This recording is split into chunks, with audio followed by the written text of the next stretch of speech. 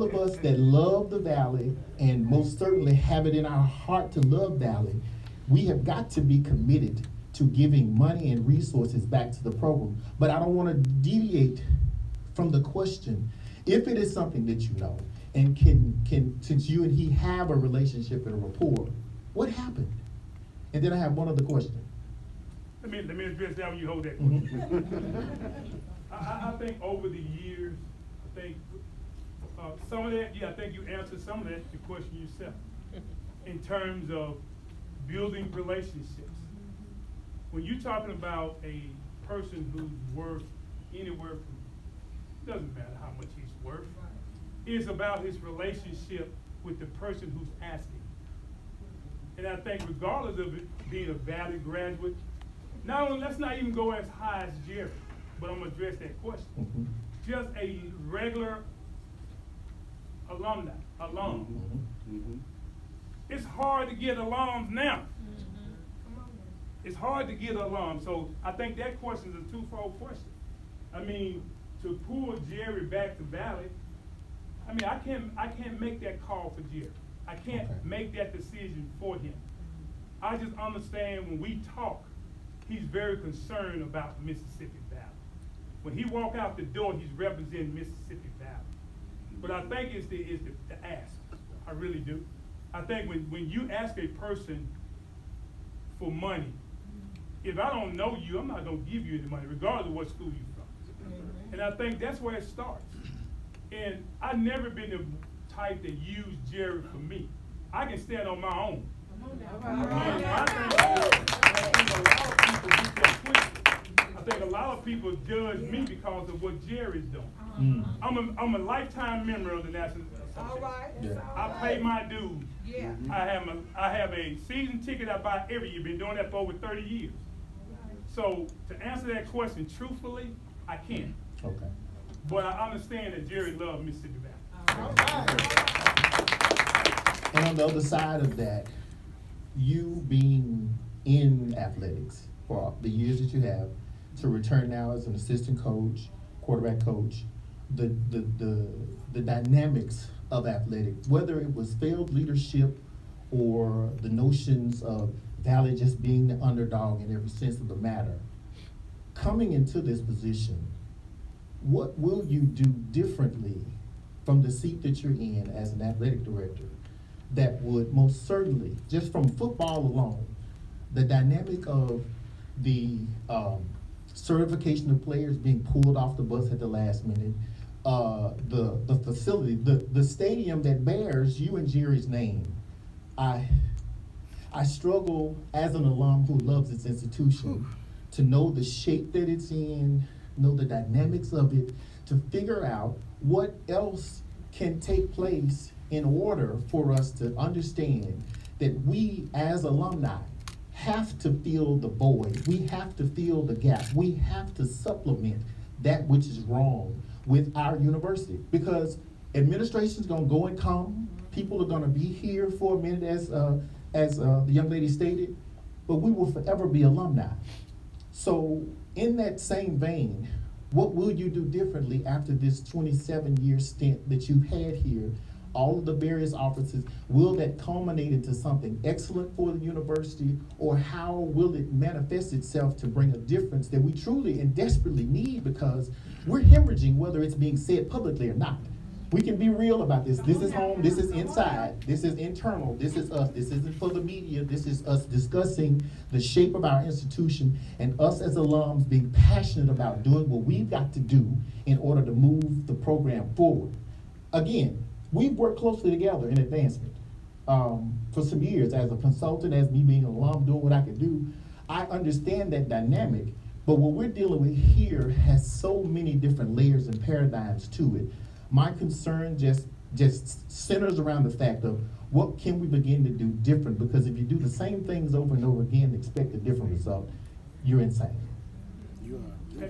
First thing, to answer your question, I think the first thing that I would do as the athletic director is develop those relationships. I think first we have to start the relationship locally, state, and throughout the nation. That's dealing with our alums.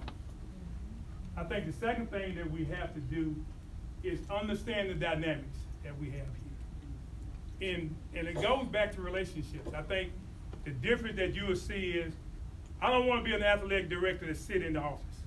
I want to be an athletic director who's out in the community, finding those dollars that's going to make the difference in our program.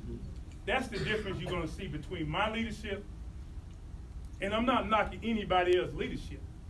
I'm talking about everybody's leadership is different. But I'm talking about the difference that I'm going to make. And I'm going to use my name.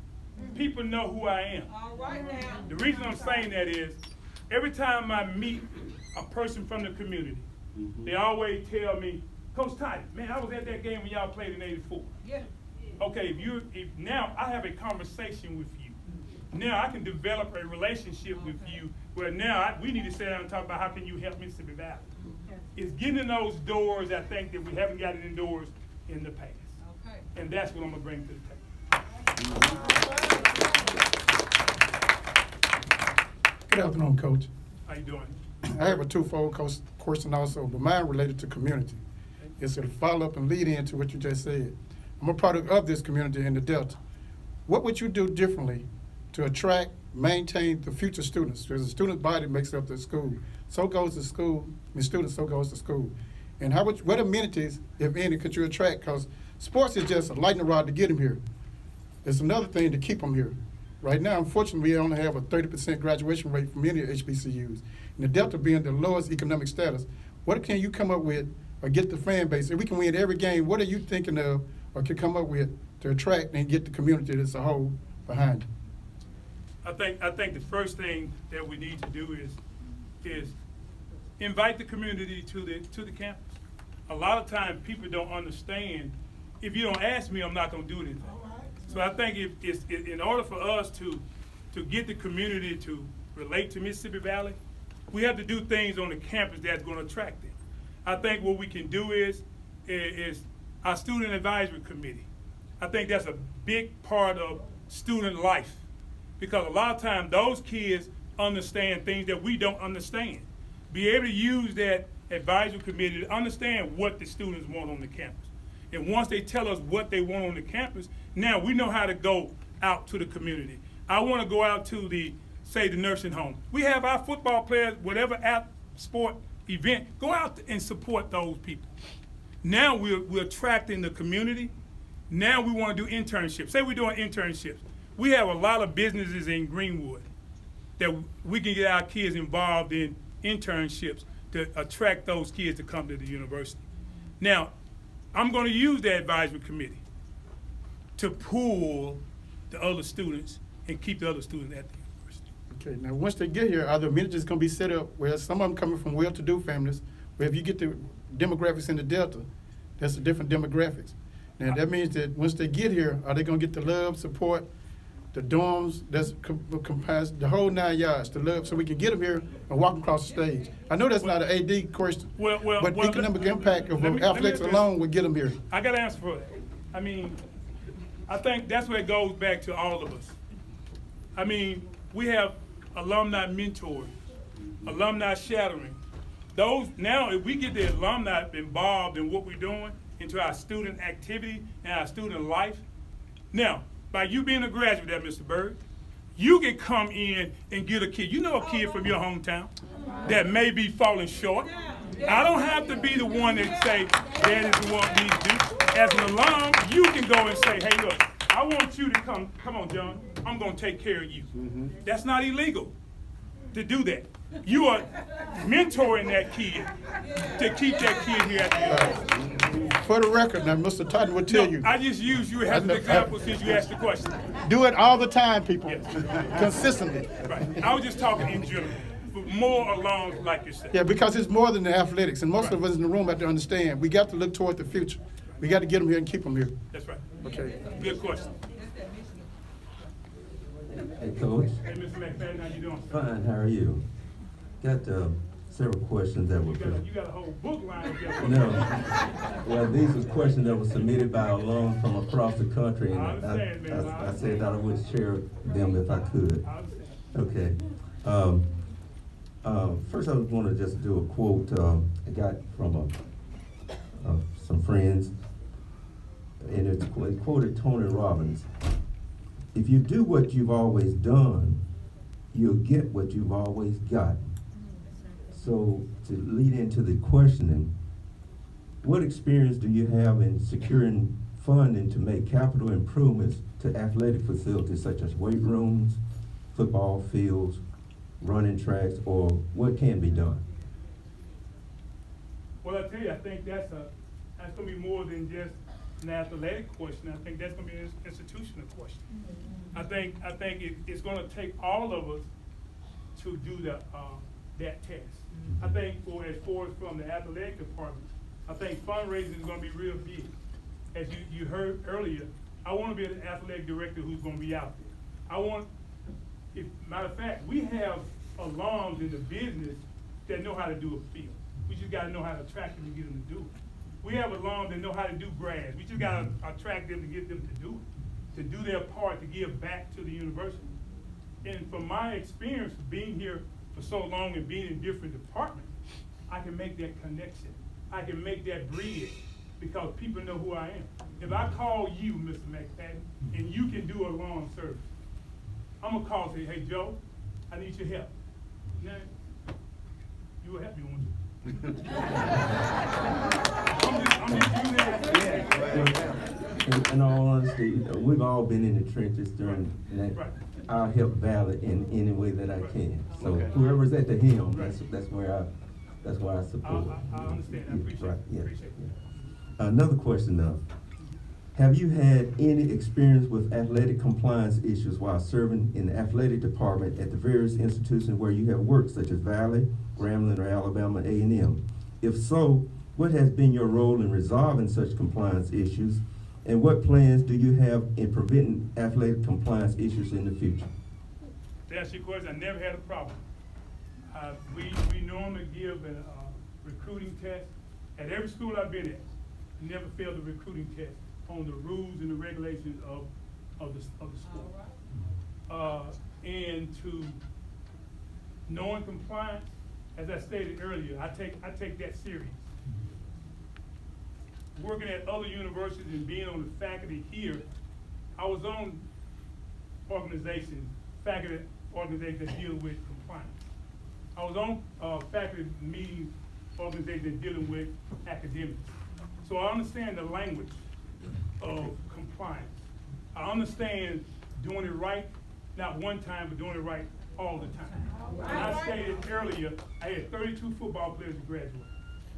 We were ranked first in the nation, in the conference, and we were ranked fourth in the nation. So I understand compliance, and I think what helps though, educating yourself, going to compliance meetings. We have so much information out there now that you can study up on and understand compliance to make sure everybody's doing things right. All right, come on now, all right. And last question, and I'll be done, and I think I would have fulfilled my duty to those who sent these questions in. What avenues will you pursue to ensure that all Valley's athletic programs receive the full allotment of scholarships allowed by the NCAA, and also to be on a level playing field with other universities in awarding full scholarships such as refunds or Pell Grants or what have you? Well, goes back again. You know, that's an institutional question as well, part. But I think what we have to do first, I think our revenue sports, which is football, men and women basketball, I think we gotta fund those sports first. Those are our driving sports that gonna bring money to the university. Our non-athletic sports can build from the revenue sports. And that would be a proposal that I would present to the president to see how we can up those scholarships. Because I know it's a certain amount of money that comes from the state. And we have to generate the rest of the money. And that's why it's gonna be very important that we have an aggressive fundraising effort to up those scholarships. Thank you. Good afternoon. Good afternoon, Mr. Totten. How you doing? I'm doing good, how are you? All right. Before I get started, I want to ask you a tough question, but before I ask you this question, I just want to say thank you. Thank you for being a role model for me in high school. Thank you for leading and guiding me in college. Thank you for helping me get that BS degree in biology, that minor in chemistry, and the master's degree in environmental health. And right here. So, you know me, I know you, but I want to ask you this tough question. When you get this job, I want to make sure that every time you see me, I'm going to hold you accountable for this. Okay? So, you know, when I played ball here, it was almost at one point in time, every skill position was somebody from the Mississippi Delta, somebody from my hometown. And so I want to know specifically what you're going to do to try to get recruiting to go back to the roots, to the grassroots from this community, because once you get somebody from this community, all the local schools, everybody from around here will fill up. Now, you gave, that question been asked you 2 or 3 times in 2 or 3 different ways. And you said what I can do. I know what I can do. I'm doing, and we're doing what we can do. Mr. John, he's doing what he can do. But what are you going to do as an athletic director to try to get recruiting and try to get our kids? We have kids that qualify. I've served here in Mississippi. I've been an educator for 30 years in Mississippi Delta. We have kids that qualify. We lose those kids, and I'm saying, right down the street. So what do you propose to do? What do you propose to do to try to bring and make that connection what it used to be? Okay, first of all, if I'm the athletic director here, I want to make sure that we understand when you're a coach, you have an obligation. And that obligation is to the best you can do to develop and train student athletes. As an administrator, my position would be to talk to the coaches about it. I don't want to be the one to make a coach recruit a kid, because that livelihood is in the coach's hands. Because the coach is going to be evaluated based on his performance. So for me to be an athletic director to micromanage that, I don't want to do that. But I want to be in a position where I can assist him. If we have a kid that's in the Delta, that is a good football player, basketball player, or whatever sport they may play, I want to make sure that the coach feel comfortable in recruiting the kid. Can the coach develop that kid? And then we'll work out a plan to keep that kid. All right, ladies and gentlemen, we have time for 3 more questions. So, Doc, Mr. Hall, and Coach. May I say something, please, before you start with your question? And I know, good afternoon, Coach Totten. I know everybody been asking, what are you going to do differently? What are you going to do differently? And that's a good question. What I would like to ask Coach Totten, as an alum, I know some will check my record to see and I'm accurate. What will you do to encourage me as alumni to start giving? Because at the surface of all of this, it's resources, money. As an alumni, I haven't given in 20 years, and I'm not probably gonna start giving to you. And you got all these great ideas. As an alumni, what are you going to do to motivate the alumni? Because at the end of the day, we as an alumni, we have got to start taking care of our students. These athletes, they are our athletes. They're not the athletic directors. They are our. Parents are sending their children here to the university and trusting you all, us. And as alumni, we should be doing everything we could help every entity. But as an alumni, I'm not giving. Now this is hypothetical. Check the record, I know some of you will. I'm not giving, I'm not going to give, I'm mad or whatever. What can we do to regenerate our alums to start giving back to our faithfully dear old MVSU? Dave, one thing I do know that if I'm chosen to be the athletic director, being visible, building those relationships. Because one thing about it as an alum, anybody who gives him money, you can't make a person give. A person gotta wanna give because they love the reason why they give. But as an athletic director, having football coach, basketball coach, we wanna get on the road. We wanna go to you and tell you what the great things that we're doing at the university. That's why I said earlier, I don't wanna be an athletic director that sit behind the desk. I wanna have people who gonna handle the day-to-day. I wanna be, when I can come and talk to you, Ms. Anderson, Dr. Anderson, and tell you what we're doing at Valley. If you haven't been back at Valley in 20 years, hey, we need you back at the campus. This is what we're doing. We're gonna have an exciting football team. You may not be even interested in football, but being a part and giving your money is what we're looking for. And I think being visible.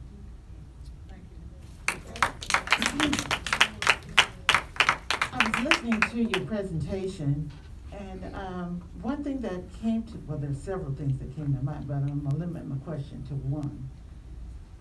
If Jerry Rice, over the last 30 years, have asked you not to mention his name with all his donations, why all of a sudden now it's okay to mention my name of all my donations? It seems like I'm trying to buy the position for you. By now, you're putting my name out, you're blasting my name, Jerry Rice. That's just my opinion. I gotta ask that question before I forget, because you say you had 7 questions. First of all, Jerry and I, we talked. Okay?